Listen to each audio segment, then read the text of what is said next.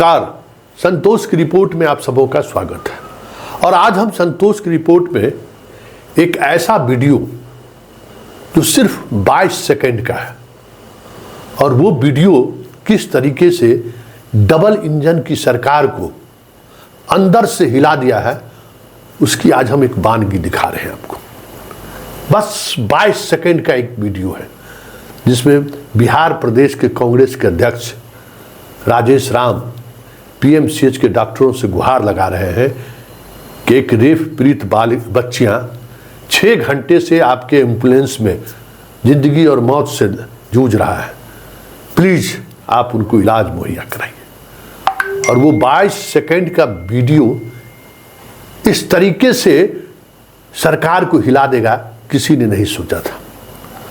2005 में इन दोनों की डबल इंजन की सरकार बिहार में बनी और अभी 2025 है।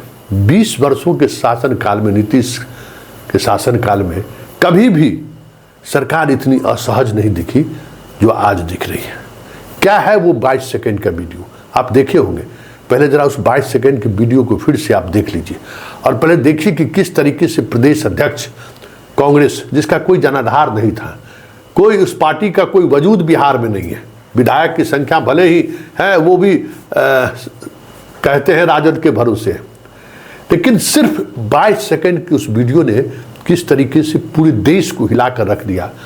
और आज राज्यपाल तक मानवता की बात करने लगे हैं।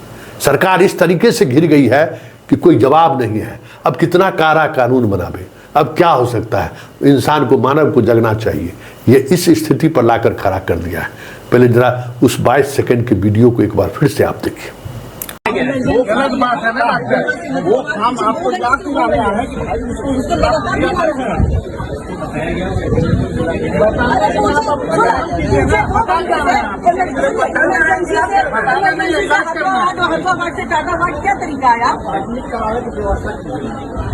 एडमिट कराइए सर, एडमिट कराइए फटाक। आप देख लीजिए इस 22 सेकंड की वीडियो ने इस नीतीश सरकार को पूरी तौर पर किस तरीके से हिलाकर रख दिया है। जरा परत दर परत इसकी वानगी को देखिए। बहुत इस पूरे मामले को दबाने की कोशिश हुई जबरदस्त तरीके से। बिहार की मीडिया को तो पूरी तौर पर समझ जाइए कि सोशल मीडिया और इलेक्ट्रॉनिक मीडिया और प्रिंट मीडिया, सारी मीडिया में ये खबरें ना आए इसके लिए पूरी ताकत सरकार ने लगा दी। लेकिन दिल्ली से कांग्रेस का प्रेस कॉन्फ्रेंस, फिर राहुल का ट्वीट, धीरे धीरे माहौल बनता गया और आज स्थिति ये है कि पूरी सरकार बैकफुट पर है। और बैकफुट पर इस कदर है कि पहले तो आते आते मंगल पांडे SKMCH के सुप्रिटेंडेंट को सस्पेंड किए, यहाँ के डिप्टी सुप्रिटेंडेंट को हटाया और त्वरित कार्रवाई के लिए चार्जशीट दाखिल हो गई है। अब स्पीडी ट्रायल चलाकर सजा दिलाने की बात हो रही है कि जल्द से जल्द सजा कैसे उस अभियुक्त को हो जाए। तेजस्वी भागे भागे आए तो पहुँचे। कल क्या कहते हैं, वहाँ आरजेडी का महिला विंग आंदोलन किया। आज जो कुछ भी हुआ सड़क पर वो आप देखेंगे कि किस तरीके से कांग्रेस ने परेशान करके रख दिया।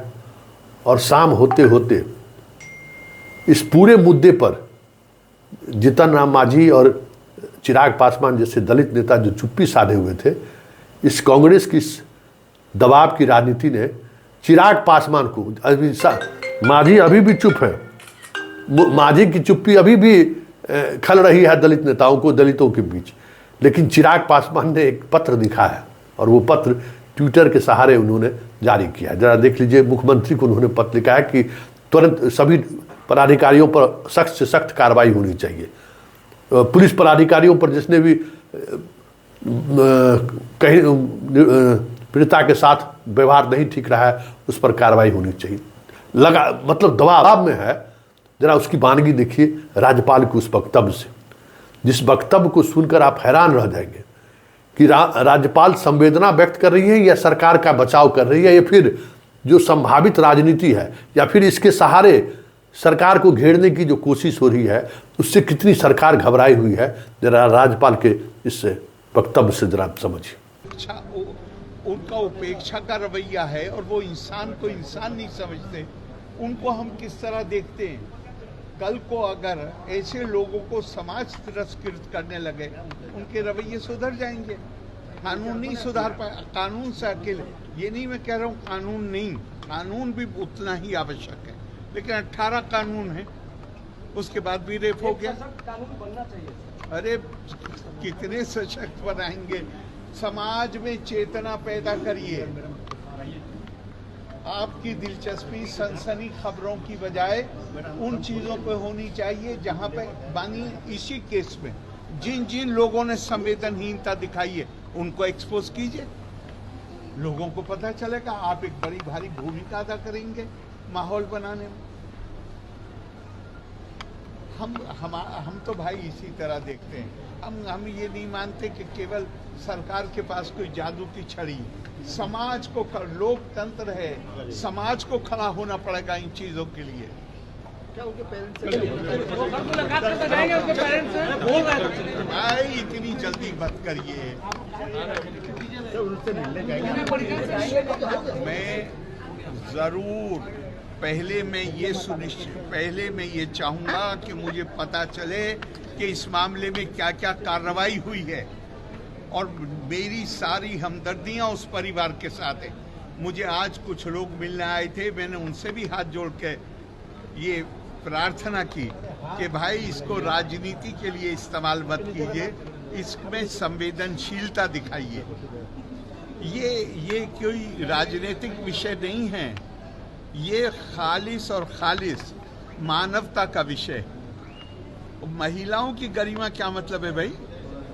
महिलाओं की गरिमा के बगैर आपकी गरिमा बन सकती है? मैं आपसे सुन लिए, पूरी सरकार सम्राट चौधरी से लेके मंगल पांडे से लेके नीतीश कुमार की तो बात ही छोड़ दीजिए, नीतीश कुमार तो इस दुनिया में है ही नहीं।